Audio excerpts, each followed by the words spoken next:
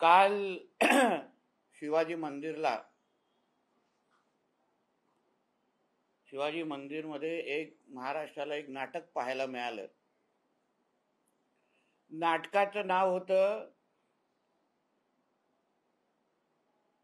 अवली आणि बिघडलेल्या मुलाचा बिथरलेला बाप.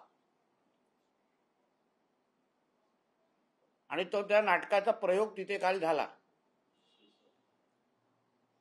पाटण्यामध्ये झालेल्या बैठकीनंतर उपमुख्यमंत्री साहेबांनी एकंदरीत देशामध्ये जी काही घराणेशाहीचा मुद्दा चालतो त्यावर आपलं मत व्यक्त केलं होतं. आणि तिकडे आलेला प्रत्येक नेता आपलं घर वाचवण्यासाठी पाटण्याला गेलेला. Hello doctor, Tanvi herbals app किंवा वेबसाईटवरून आजच फ्री चेकअपसाठी अपॉइंटमेंट घ्या. तन्वी डॉक्टरांशी फोन किंवा व्हॉट्सअपवर बोला आणि रहा फिट अँड फाईन. आपला herbal specialist Tanvi herbal clinic. परिवार वाचवण्यासाठी पाटण्याला गेलेला असं एकंदरीत सगळ्या पूर्ण मीटिंग बद्दल मत व्यक्त केलं होतं. कुठेही उद्धव ठाकरे आणि त्याच्या कुटुंबावर वैयक्तिक टीका केलेली नव्हती.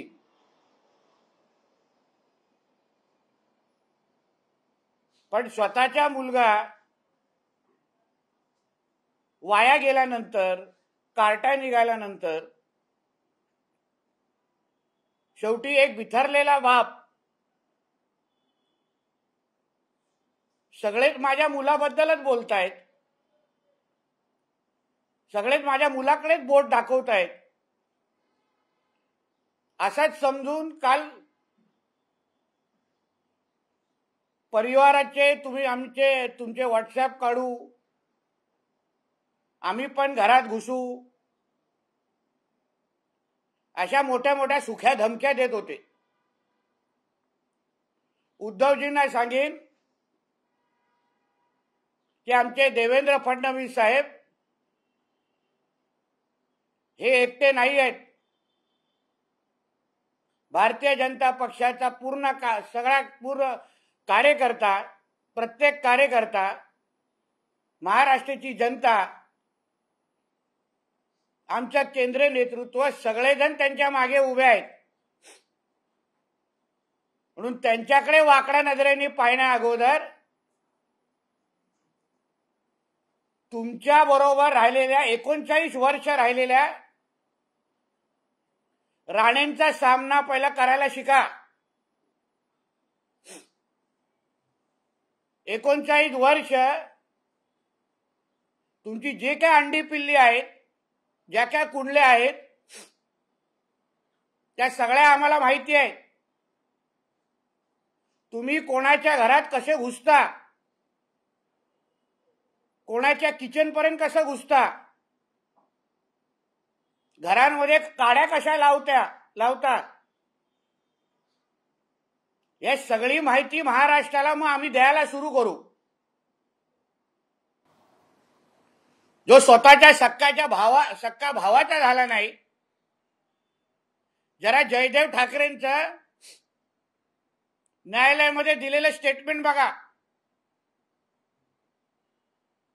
बाळासाहेबांची पूर्ण प्रॉपर्टी हडप करण्याचा जो काही षडयंत्र ह्या उद्धव ठाकरे आणि कुटुंबियांनी जो रचलाय तो त्याच्या सख्या भावानी कोर्टामध्ये सांगून ठेवलेला आहे. बाळासाहेबांना याच उद्धव ठाकरेंनी जो त्रास दिला त्याही बद्दल जयदेव ठाकरेजींनी कोर्टामध्ये लिहून सांगितलेलं आहे. म्हणजे राजकीय विरोधक सोडा, तुझ्या सख्या भावानी तुझ्याबद्दल काय लिहून ठेवलंय, ज्याचेही वडील बाळासाहेब ठाकरेच आहेत, त्याच्यावरून तुझं चारित्र्य, तू कसा कपटी माणूस आहेस, घरफोडे आहेस, काड्या लावणारा आहेस, किचन पर्यंत कसा घुसतोस, हे जयदेव ठाकरे जी सकट आम्हाला सगळ्या जणांना चांगल्या पद्धतीने माहिती आहे. आता जे काय मुंबई महानगरपालिकेमध्ये झालेल्या भ्रष्टाचारावर जो कॅगचा रिपोर्ट आला, जी मागणी आमचे आमदार सन्मान्य अमित साटमजीने, अतुल भाटकलकर साहेबांनी, आशिष शेलार साहेबांनी पद्धतशीर विधिमंडळामध्ये मांडली, मागणी केली आणि त्यानुसार ह्या सगळ्या कारवाया सुरू झालेल्या आहेत. ह्यांना मोठा शिवसैनिकांची चिंता वाटायला लागली उद्धव ठाकरेला. मग चंदू मास्टरच्या घरी कधी गेला नाहीत तुम्ही? जुन्या जाणकार शिवसैनिकांनी ज्यांनी शिवसेना उभी केली, किती लोकांना उद्धव ठाकरे मुख्यमंत्रीच्या कालावधीमध्ये मदत झाली, किती शिवसैनिकांची विचारपूस झाली, किती तळागाळातल्या शिवसैनिकांना वाटलं की हा बाळासाहेबांचा मुलगा मुख्यमंत्री झालेला आहे. सूरज चव्हाण नावाच्या एका व्यक्तीवर आता कारवाई सुरू आहे. हा कोण सूरज चव्हाण हो? कोण ओळखतं सूरज चव्हाणला? सूरज चव्हाण हे नाव महत्वाचं नाही, सूरज चव्हाण ही व्यक्ती पण महत्वाची नाही, पण तो सह्याद्री गेस्ट हाऊस मध्ये बसून कोणासाठी अधिकाऱ्यांना फोन करायचा? मोठ्यातला मोठा IAS अधिकारी ला फोन करून सह्याद्री गेस्ट हाऊसला बोलवायचा. कोणासाठी टेंडर मॅनेज करायचा? सूरज चव्हाण आणि फर्निचरवाला ही दोन माणसं ही मुंबई महापालिकेमध्ये कोणासाठी टेंडर मॅनेज करायचे हा प्रश्न महत्वाचा आहे. आणि हीच मिरची मातोश्रीमध्ये लागलेली आहे. कारण का हे सगळे धागे दोरे सूरज चव्हाण म्हणजे आदित्य ठाकरे, फर्निचरवाला म्हणजे आदित्य ठाकरे. आज जे काही अधिकाऱ्यांवर जे कारवाई सुरू आहे, मी अधिकारी वर्गांना विनंती करीन, आवाहन करीन, तुमच्यावर मुंबई महापालिकेमध्ये काम करत असताना जे जे लोक टेंडर मॅनेज करण्यासाठी तुमच्याकडे यायचे, तुमच्यावर राजकीय दबाव टाकायचे, त्यांची नावं इन्क्वायरीमध्ये घ्या. उद्धव ठाकरे हा स्वतःच्या वडिलांचा झाला नाही, स्वतःच्या रक्ताच्या भावाचा झाला नाही, तो तुम्हाला वाचवणार नाही. जे सत्य आहे, कुठे कुठे तो सरदेसाई येऊन बसायचा कमिशनर ऑफिसमध्ये की कोविड मध्ये हे मॅनेज करा, ते मॅनेज करा. माझ्यासाठी हे अधिकारी, हे सूरज चव्हाण विवान असे पगारी नोकर हे महत्वाचे नाहीत, पण त्यांना आदेश देणारे हे आदित्य ठाकरे, हा सरदेसाई, पाटणकर ही नावं खरी बाहेर आली पाहिजे. कारण का हे खरे सूत्रधार आहेत. ह्यांनी हे सगळा भ्रष्टाचार केलाय. म्हणून तर हे उद्धव ठाकरेला मिरची लागली आहे. अरे तू काय व्हॉट्सअपची बाता करतोस? वैभव चेंबरचे CCTV आहेत आमच्याकडे. कुठल्या वहिनी बसायच्या तिकडे चौथ्या माळ्यावर, कुठले अधिकारी तिथे यायचे, किती वाजता त्या वहिनी जाऊन तिथे मीटिंग घ्यायच्या, कोणाकोणाला तिथे बोलवायच्या. एक 13 फोन रेकॉर्डिंग, कॉल रेकॉर्डिंग माझ्याकडे आहेत. 13.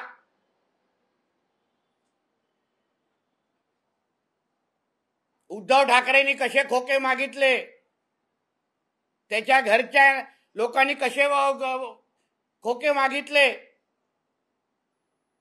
बॉडीगार्ड आहे राजपूत नावाचा, त्यांनी कसे खोके पोचवले, हे सगळे 13 व्हॉइस रेकॉर्डिंग माझ्याकडे आहेत. जास्त माझ्या नेत्याबद्दल फडफड केली, जास्त उगाच्या आम्हाला धमक्या दिल्या, तर एकही कपडा अंगावर ठेवणार नाही.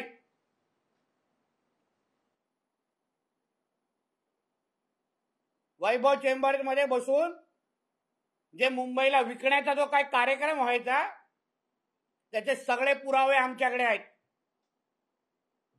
5 आणि 8% किती काय काय कुठे. अरे तुम्ही खोक्यांच्या बद्दल बोलता, तुमचं आयुष्य खोक्यांवर चालू आहे. लंडनचा दौरा असो, ते आता जे मातोश्रीमध्ये जी चहा पिता, ते पण दुसऱ्यांच्या पैशांनी पिता तुम्ही. जो साबण अंगावर लावता, तो पण दुसऱ्यांच्या पैशांनी लावता तुम्ही. तुम्ही काय दुसऱ्यांच्या खोक्यांवर आरोप करता. तुझा जो वाया घालेला जो आवली मुलगा आहे, त्यांनी त्या पंचोलीच्या पार्टीमध्ये कसा धिंगाणा घातला आणि 8 जूनला काय केलं, मग त्याचाही फोटोग्राफ मला दाखवायला लागेल.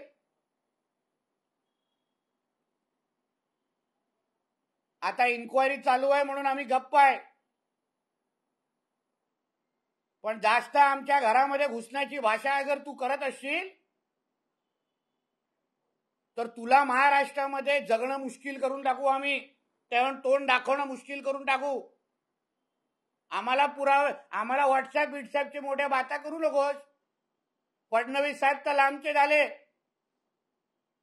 पहिले आमच्याशी सामना करून दाखव. हात जागेवर ठेवायचा नाही भारतीय जनता पक्षाच्या कार्यकर्त्याचा. मग तू हात तोडण्यासाठी आलेला जो तो तुझा जो काय भाड्याचा घेतलेला जो काय कार्यकर्ता आहे, त्याचे पाय ठेवू काय आम्ही जागेवर? तो 2 पायांनी जाणार परत? कुठल्याही माझ्या भारतीय जनता पक्षाच्या कार्यकर्त्यावर वाकड्या नजरेने पाहिलं, कोणालाही एक केसाला पण धक्का लागला, तर तुम्हाला काय, तुझ्या काय सैनिकांना 2 पायावर घरी आम्ही जायला देत नाही. उगाचच्या धमक्या देण्याचे दिवस गेले. स्वतः पुरा हड्डीचं दुकान झालेलं आहे. शोलेचा ठाकूर वाटतोस आणि दुसऱ्यांचे हात काढायची भाषा करतोस. घरात घुसण्याची भाषा तू करणारच, कारण का तुझा तो संजय राजाराम राऊत त्या पाटकरच्या घरात तर घुसलाय. नुसता बिझनेस पार्टनर आहे का? ते बाकी कुठल्या पार्टनरशिप चालू आहे ह्याची माहिती सांगू का? आणि पार्टनरशिप मुळे कसे छोटे छोटे नफे तयार झाले, प्रॉफिट कसा आलाय ह्याची पण माहिती देतो मी. चला, म्हणजे साधा संपादक असलेला संजय राजाराम राऊत हा करोडोचा कोविडचा भ्रष्टाचार करतो. संपादक आपले मोठ्यातले मोठे आज महाराष्ट्रामध्ये आहेत. पत्रकारितेचं नाम बदनाम करणारा हा संजय राजाराम राऊत पगारावर जगतो आणि त्याचा लाईफस्टाईल बघा. हे लोक एका बाजूला त्या कोरोनामध्ये मरत होते आणि तेव्हा हे लोकांची लूटमार सुरू होती. तो सरदेसाई, ते पाटणकर,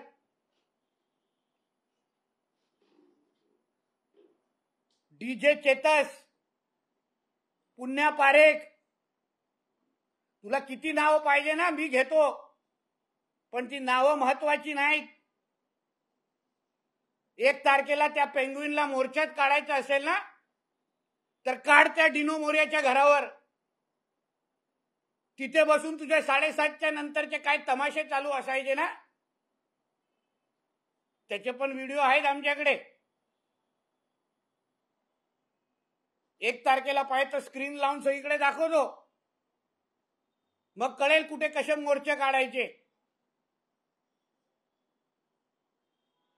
म्हणून उगाच आमच्या नेत्यांच्या आजूबाजूला अगर तुम्ही फिरकलात, काही बडबड केली, तर सगळे आता एक एक एक एक वैभव चेंबर, दिशा सालियान, तुझ्या त्या डिनो मोरिया, हे सगळी जे काय तुझ्या कार्ट्यानी जी काय थेरं तयार केलेली आहेत, जी काय नाटकं 2.5-3 वर्ष चालू ठेवलेली, रोज 7:30 नंतर जे काय त्या रिजवी कॉलेजच्या मागे जाऊन जे काय थांबायचे, सगळी माहिती आम्ही बाहेर काढणार. म्हणून उगाच आमच्या नेत्यांबद्दल टीका करायची नाही.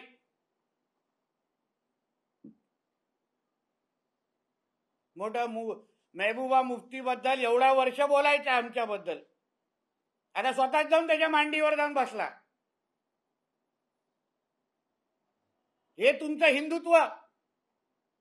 मी पहिलेच बोललो, ह्याचा सुनता होऊन ह्याचा धर्मांतर झालेला आहे, राजकीय धर्मांतर झालाय. म्हणूनच हा पाटण्याच्या बैठकीमध्ये ज्या लोकांनी उभ्या आयुष्यामध्ये हिंदू हृदय सम्राट बाळासाहेब ठाकरेंचा विरोध केला, राम मंदिरची रथयात्रा थांबवली, त्या लोकांच्या मांडीवर मांडी लावून जाऊन तू बसतोस आणि बोलतोस की आम्ही हिंदुत्ववादी आहे.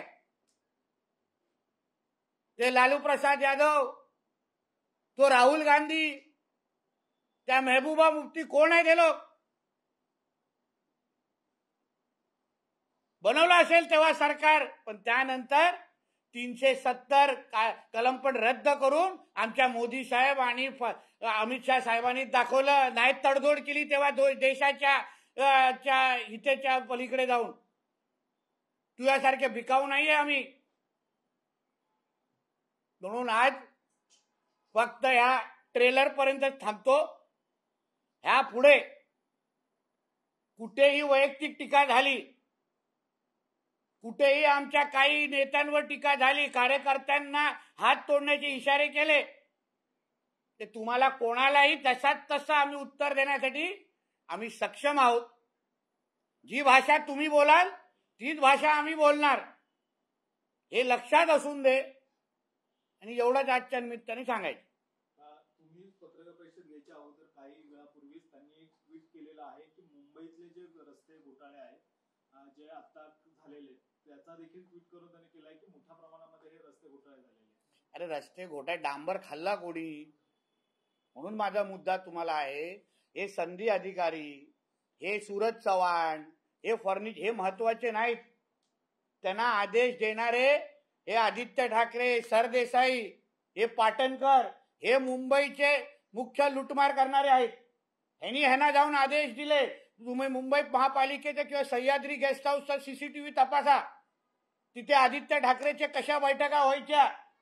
हे अधिकारी इन्स्ट्रक्शन दिल्याशिवाय, आदेश आल्याशिवाय काय करणार का? आदेश देणारे कोण होते? कोणाची सत्ता 2.5 वर्षामध्ये होती? तर त्या लोकांचे पण चेहरे बाहेर आले पाहिजे ना. नुसतं अधिकाऱ्यांना टार्गेट करून काही होणार नाही, पण अधिकाऱ्यांना आदेश देणारे जे काही चेहरे होते ते महत्वाचे आहे.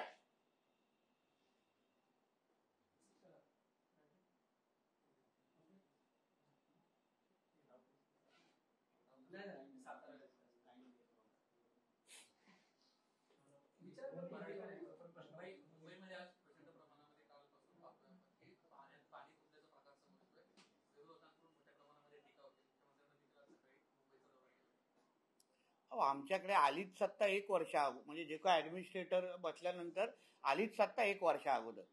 आता त्या 1 वर्षामध्ये ह्यांनी जे काय 30 वर्ष केलेली जी काय घाण होती, ती घाण काढता काढता आम्हाला लोकांना थोडा वेळ लागणार तेवढा, पण 25-30 वर्ष हे दरवर्षी जाऊन त्या मिठी नदीमध्ये जे उभं राहायचे, हे दरवर्षी ज्या नाल्याच्या बाजूला आणि खड्ड्यांच्या बाजूला जाऊन फोटो काढे, ह्यांना प्रश्न विचारले पाहिजे ना,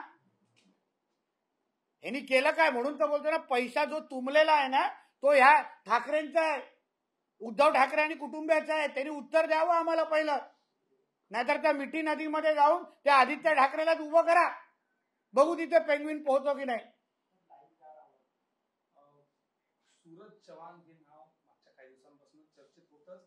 शिंदे सोबत जे काही आमदार गेले होते या सगळ्यामध्ये उठावामध्ये, त्यांनी देखील या नावाची तक्रार किंवा जाहीर माध्यमांमध्ये देखील याबद्दल खूपदा बोलले होते की ज्या पद्धतीनं त्यांच्याकडून वागणूक मिळते आधीपासूनच खूप म्हणजे एक आदित्यजी यांचाच एक दुसरा चेहरा म्हणून त्यांनी काम केलं असं वाटतंय आमदारांच्या तक्रारी सगळं. आदित्य ठाकरेचा मिलिंद नार्वेकर आहे तो. सूरज चव्हाण हा आदित्य ठाकरेचा नौकर आहे. आदित्य ठाकरेच्या आदेशाशिवाय तो सकाळचं शर्ट पण बदलत नाही. तर ह्याच्यामध्ये परत परत सांगतो, सूरज चव्हाण फर्निचरवाला हे लोक महत्वाचे नाहीत, हे नौकर आहेत.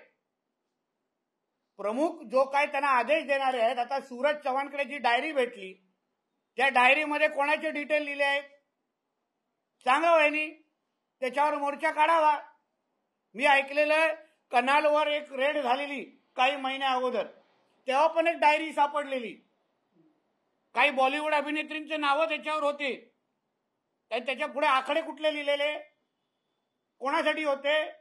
म्हणून हा कनाल असो, हा सूरज चव्हाण असो, हे फर्निचरवाला हे महत्वाची माणसं नाही आहेत, ही लहान माणसं आहेत. त्यांना आदेश देणारे हे जे काही चेहरे आहेत ना, त्यांची नावं मुंबई महाराष्ट्राला कळली पाहिजे. हे किती भ्रष्टाचारी आहेत, किती घाणेरडे आहेत आणि काय काय करायचे मुंबईला लुटण्यासाठी हेही बाहेर आलं पाहिजे.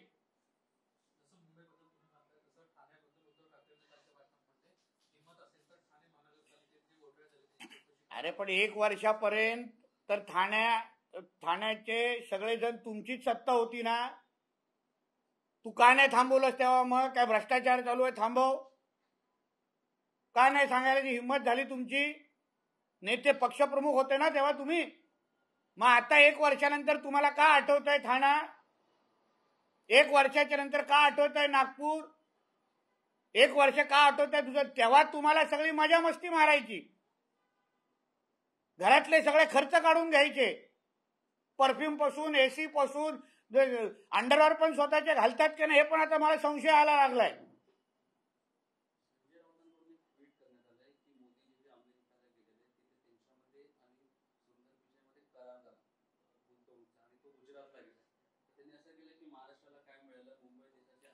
त्याच्या मालक शाह मेहता ह्या सगळ्या नावाच्या लोकांच्या बरोबर लंडनला जातो, ते चालतं, पण गुजरात चालत नाही.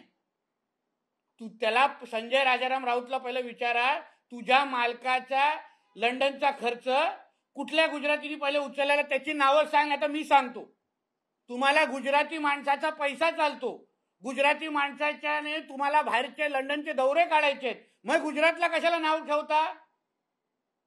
मग सांगा ना, आमचा खर्च करू नका, माझ्या मुलाचे लाड पुरू नका, स्वतःच्या गाड्या स्वतःच्या पैशाने वापरायचे नाहीत, स्वतःची एसी स्वतःच्या पैशाने वापरायची नाहीत, जेवण स्वतःच्या पैशाने जेवायचे, तिथे सगळे गुजराती चालतात. मग आता गुजरातीकावर कशाला टीका करता तुम्ही?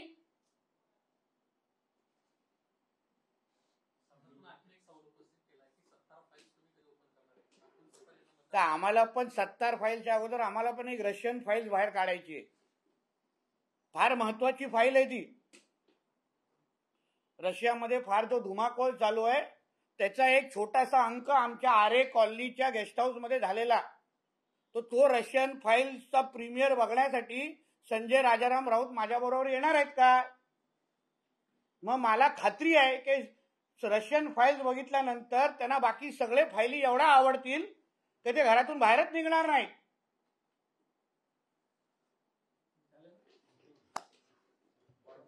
हिंदी है?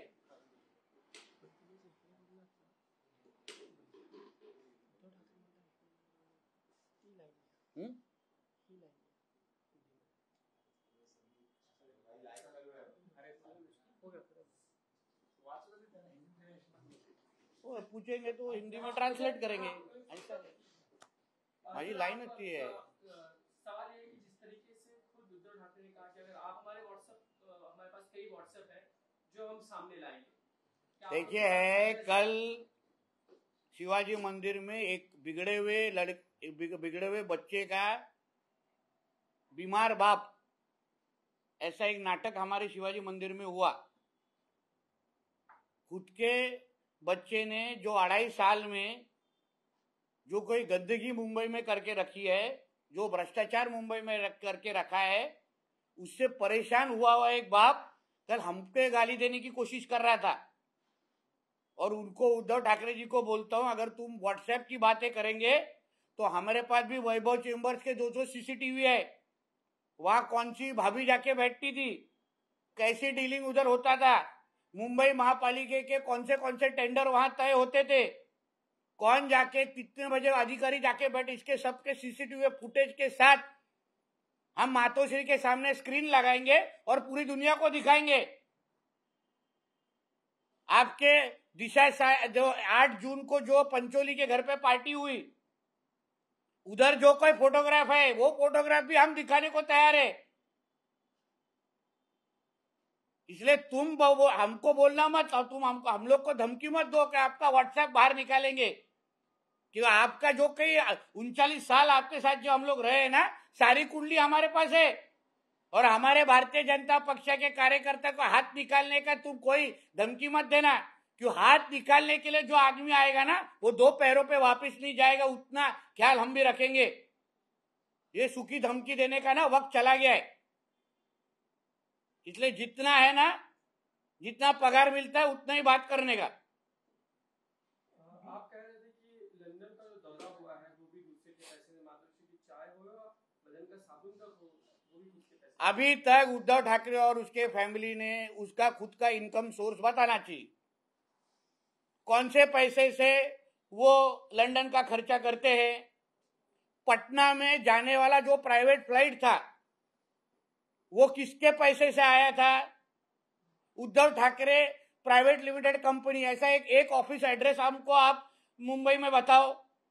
तो ये जो कोई लाइफस्टाइल ये जो दिखाते हैं, 1 का 2 मातोश्री करते हैं, किसके पैसे से आता है, क्या इनकम सोर्स है इनका? एसी से लेके साबन से लेके इनका लंदन का खर्च है, सब सारा का सारा करने वाले दूसरे को ही होते हैं। उनके भी नाम हमारे पास है। गुजरात के ऊपर टीका करने के बजाय गुजराती लोगों का जो पैसा तुम खर्चा करके लेते हो वो रोको ना पहले। तुम्हारा पूरा जिंदगी गुजरात के पैसे से चलता है। लंदन का दौरा भी गुजरात के पैसे से है। अभी भी दूसरा बेटा उधर ही बैठा है लंदन में, वो किसका पैसा, कौन उसका बिल दे रहा है, वो भी बताना चाहिए ना। इसलिए हमारे देवेंद्र फडणवीस साहब या कोई भी भारतीय जनता पक्ष के हमारे नेता के ऊपर बोलने के पहले राणे का सामना करो। हम सक्षम हैं उद्धव ठाकरे को जवाब देने का। देवेंद्र जी तो बहुत दूर की बात है। बीएमसी घोटाला जो हुआ है, बीएमसी जो घोटाला हुआ है उसमें अधिकारियों की जांच चल रही है, उस पे आप क्या अपील कर रहे हैं? हमारा मेरा बात इतना ही है कि अधिकारी इसमें इंपॉर्टेंट नहीं है। ये सूरज चौहान, ये सब जो लोग, ये इंपॉर्टेंट नहीं है। सूरज चौहान किसके लिए फोन करता था, किसके लिए टेंडर मैनेज करता था? सह्याद्री गेस्ट हाउस में बैठ के सूरज चौहान जो आईएएस ऑफिसर को फोन करता था, वो किसके लिए करता था? सूरज चौहान और एक लाइजनर है फर्नीचर वाला, ये दोनों किसके लिए टेंडर मैनेज करते थे? तो मेरे मालूमात के हिसाब से आदित्य ठाकरे के लिए करते थे, सरदेसाई के लिए करते थे, पाठन के लिए करते थे। तो ये नाम बाहर आना चाहिए ना। सूरज चौहान इंपॉर्टेंट नहीं है, वो कोई पगार लेने वाला लड़का है, वो उसको कल निकाल देंगे तो निकल जाएगा। मगर आज जो उद्धव ठाकरे जो बात कर रहे हैं ना, वो सूरज चौहान के लिए नहीं बात कर रहे कि खुद का जो बिगड़ा हुआ जो बेटा जो घर पे रहता है, उसने जो कई 2.5 साल जो लूटमार की, कल आदित्य ठाकरे अरेस्ट होने वाला है, इसके लिए उद्धव ठाकरे डरा हुआ है। कल सरदेसाई अंदर जाने वाला है, इसलिए उद्धव ठाकरे डरा हुआ है। अरे यही उद्धव ठाकरे ने जब भी प्रताप सरनाईक के ऊपर जब कार्रवाई शुरू हुई तभी बात किया था इतना। जब यशवंत यादव जी की खुद की बीवी, उनको कैंसर हुआ था, तभी उनको एक फोन नहीं किया। उनकी आमदार थी, उद्धव ठाकरे ने उसको एक फोन नहीं किया। पूछे उनको, यामिनी यादव मैडम को। और वो आज सूरज चौहान के बारे में बात करते वो सूरज चौहान उनके लिए इंपॉर्टेंट नहीं है। मगर आदित्य ठाकरे कल जेल जा सकता है ये कार्रवाई के वजह से, क्योंकि कल जितने जो अधिकारी आज जिनका इंक्वायरी शुरू है, मैं उनको सबको विनंती करूंगा, रिक्वेस्ट करूंगा, जो सच्चाई है वो बोल दीजिए आप इंक्वायरी में। आपके ऊपर जिसका पॉलिटिकल प्रेशर था उसका नाम लेना चाहिए अधिकारी ने, क्योंकि अधिकारी के खिलाफ हमारी सरकार नहीं है। किसी भी अधिकारी को परेशान करना यह हमारी सरकार का हेतु नहीं है। मगर जो पॉलिटिकल बॉसेस थे, जिन्होंने उनको बोला कि ये टेंडर, ये बॉडी बैग का टेंडर हमको मिलना ही चाहिए, ये ऑक्सीजन का टेंडर इसको मिलना ही चाहिए, ये कोविड सेंटर ये मोरिया के डिनो के कंपनी को मिलना ही चाहिए, ये आदेश देने वाला कौन था? डीजे चेतस को कितने टेंडर मिले हैं? ये सभी इंफॉर्मेशन बाहर आना ही चाहिए। पॉलिटिकल बॉसेस इंपॉर्टेंट है, आदेश देने वाले नाम इंपॉर्टेंट है। ये सूरज चौहान विवान ये नौकर इंपॉर्टेंट नहीं है। इसके अलावा सर क्या चीज कह रही है, 13 फोन रिकॉर्डिंग आपके पास है ना, उसकी बारे में कुछ डिटेल में नहीं। व्हाट्सएप की अगर बात हुई तो कॉल रिकॉर्डिंग में ऐसा बाहर निकालूंगा जहां किधर कैसा कितना खोखा पहुंचा था, हाँ, मेरा कितना, वहीनी का कितना, हाँ, बचा हुआ फिर पेंगुइन का कितना, सारा इंफॉर्मेशन है ना, मेरा रिकॉर्डिंग है अपने पास, दिखा सकता हूँ पूरा महाराष्ट्र को। और उनको बताने दो कि ये मेरा आवाज नहीं है। अभी सिर्फ आदित्य ठाकरे के आवाज का गारंटी नहीं ले सकता, मगर बाकी सबका गारंटी ले सकता हूँ। वरना कल सामने से बोल सकते हैं मैं नहीं, कोई औरत है, तो फिर मैं क्या कर सकता हूँ, है ना। मगर बाकी सबके आवाज का गारंटी मैं ले सकता हूँ। कोई तो राजपूत नाम का बॉडीगार्ड है, हाँ, उसने किधर किधर कैसे कैसे खोके पहुंचाए उसका भी इंफॉर्मेशन वो 13 कॉल रिकॉर्डिंग में है। तो इसलिए व्हाट्सएप की बातें करने के पहले आपका जो 13 फोन रिकॉर्डिंग पूरे मुंबई में मैं पूरा ट्रक घुमाऊंगा वो वॉइस रिकॉर्डिंग दिखा के। इसलिए हमारे नेताओं के ऊपर उंगली मत उठाओ, तुम्हारी आग जगह पे रखेंगे नहीं हम। इसके अलावा दूसरा बुल्डाना का मामला है कि बुल्डाना में हम देख रहे हैं कि जब ओवैसी की सभा होती है तो जब तक सूरज चांद रहेगा, औरंगजेब का नाम रहेगा, ये नारे लगते हैं। आपके वहीं के विधायक है, उनकर जो कंप्लेन भी करने वाले हैं एसपी को जाके। अरे ओवैसी को कल का सूरज चांद अगर देखने का हो तो उसको बोलो महाराष्ट्र में आके वो औरंगजेब का नाम मत लो, वरना ना सूरज दिखेगा ना चांद दिखेगा। तो इसलिए ये सारी हिम्मत है ना हमारे पास करो मत। जो औरंगजेब की जो कबर जो रखी है ना वो उठा के तेरे हैदराबाद के घर पे जाके लगा दे, हमको नहीं चाहिए महाराष्ट्र में। जैसे हम लोग ने बाकी सब साफ करते करते करते आए ना, एक सुबह समझ जाएगा कि औरंगजेब की कबर भी निकल गई वहां से। टीपू सुल्तान का क्या हुआ देखो, वहां का स्मारक हटा दिया दूल्हे का। प्रतापगढ़ का क्या हुआ देखो। तो एक बार जब एक सुबह जब गुड मॉर्निंग का मैसेज आएगा ना तभी औरंगजेब की कबर हैदराबाद में मिलेगी।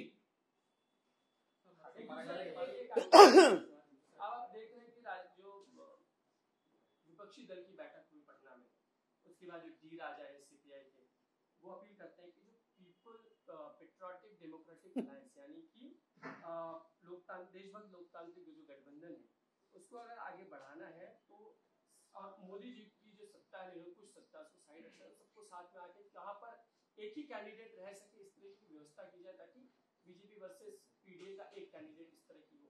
ये जब वो अपील करते हैं, आप इसको किस तरीके से देखते हैं? ये वर्कआउट हो सकता है? वो तो बहुत दूर की बात है।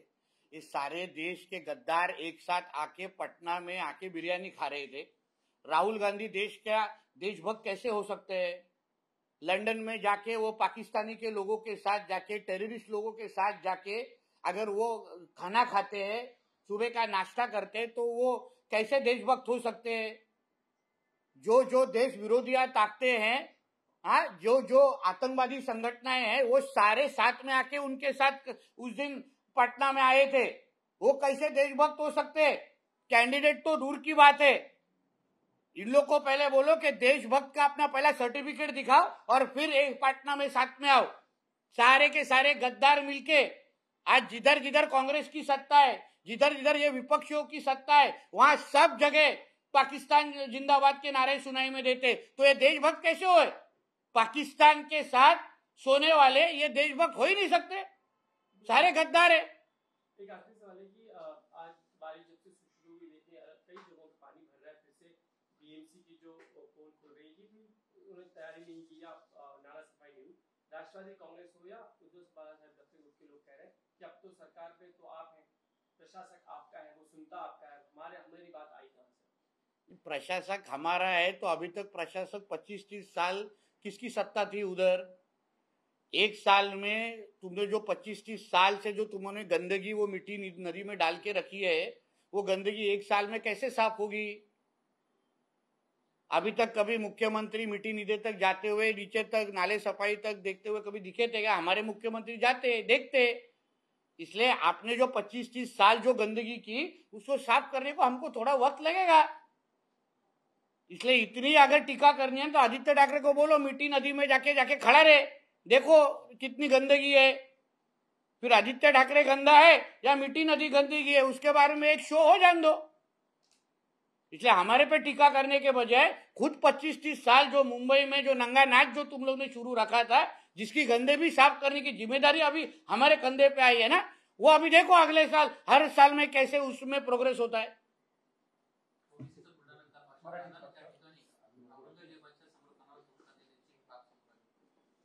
त्या ओवेसीला महाराष्ट्रात येऊन दुसरी सकाळ आणि दुसरं रात्र अगर बघायचं असेल तर औरंग्याची नाव घ्यायला बंद करायला सांगा।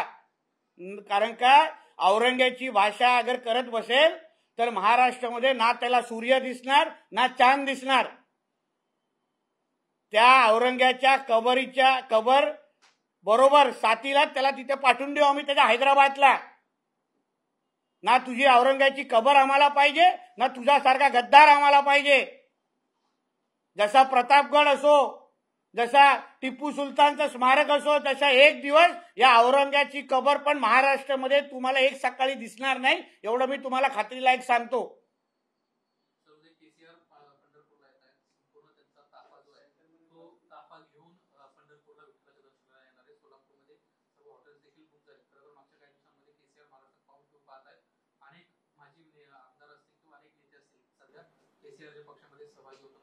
बघा, प्रत्येकाला आमच्या विठ्ठलाच्या दर्शनासाठी येण्याचा अधिकार आहे।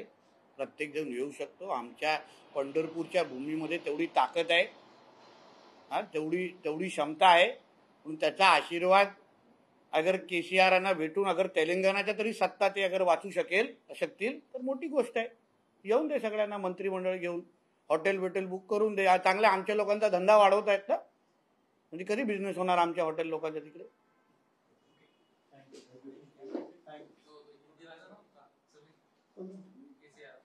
हेलो हो गया ना, उसका ट्रांसलेट कर लो, खालती सबटाइटल लिखून दो। नहीं, केसीआर आ रहे हैं, देखिए लग रहा है कि वो महाराष्ट्र में भी पाव फैलाना चाहते हैं, मंत्रिमंडल के साथ आएंगे, पांडुरंग के दर्शन लेंगे। देखिए, हमारे पांडुरंग का दर्शन लेने के लिए देश भर से सब जगह से सभी लोग आते हैं, सभी को आशीर्वाद हमारा पांडुरंग देते हैं। अगर हमारे पांडुरंग के दर्शन लेने के बाद अगर केसीआर उनके पार्टी की सत्ता अगर तेलंगाना में भी तो बचती होगी तो अच्छी बात है, क्योंकि मुझे नहीं लगता तेलंगाना में तो उनकी सत्ता बचेगी, तो महाराष्ट्र तो बहुत दूर की बात है। इसलिए उसके लिए अगर हमारे पांडुरंग का दर्शन लेने वो आते रहेंगे तो हमारे पांडुरंग उनको सही तरीके का आशीर्वाद देंगे। सिद्धरामैया लेकिन उसके पहले आज तो पहुंच चुके हैं, कर्नाटक के जो वो आ चुके हैं। कर्नाटक पैटर्न वहां जिस पाकिस्तान व्याप कर्नाटक है, वो पाकिस्तान ने कर्नाटक ले लिया है। जिस दिन कांग्रेस की सत्ता वहां आई उस दिन पाकिस्तान में कर्नाटक चला गया है। कर्नाटक हमारे भारत का हिस्सा नहीं रहा है, क्योंकि अभी उधर पाकिस्तान जिंदाबाद के नारे सुनाई में मिलते हैं, अभी उधर हरे झंडे ज्यादा सुनाई में मिलते हैं। इसलिए अभी वो हमारा देश नहीं, अभी हमारे देश में नहीं रहा, हमको वापिस उसको जीतना है। महाराष्ट्र में जिनका सत्कार हो रहा है, हाँ, महाराष्ट्र में अभी जिनका खून ही अभी उनका धर्मांतर हो गया है, उनका खून ही अभी हरा हो गया है, वो उनका सत्कार करेंगे। बारामती भी जा रहे हैं, बारामती भी जा रहे हैं, क्योंकि अभी पाकिस्तान के झंडे अभी उधर ही जाके अगर लहराते रहेंगे तो फिर बारामती का रोड सोचना चाहिए।